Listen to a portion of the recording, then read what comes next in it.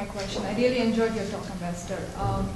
I just want to go back to the Bhopal issue because it seemed like when you answered that, you kind of said like, the government is trying to compensate for the victims.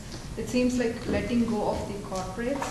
I feel like you're in a good position as the largest democracy and in a country of the oldest democracy. You're well positioned to actually look at it as a more, like we should look at the corporate social responsibility that they have towards the Bhopal gas victims.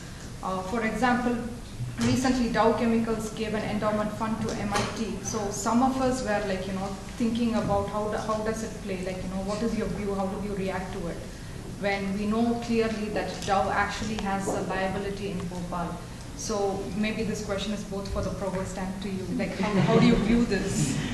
Well, I think that what the government has done is to say, okay, that issue we will pursue separately, but we won't hold up, investing and clearing the area, because otherwise then people suffer. So I think in some senses it's a practical approach, because you can get into a theoretical position where you actually impact adversely on the lives of people. So I think it's a good practical decision.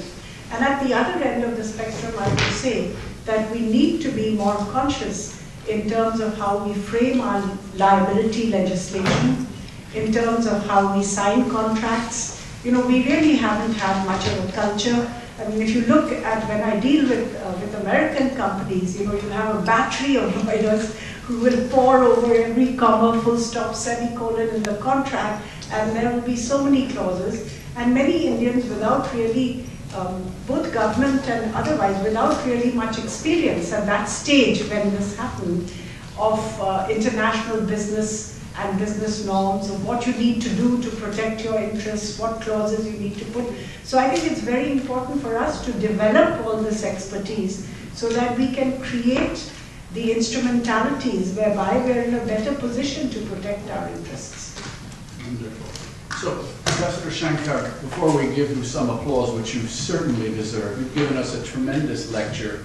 You ranged far and wide in a very short period of time. You can see many of the people asking our students here at some level. I don't know you all, some maybe on the faculty or postdocs, but there is so much interest in India.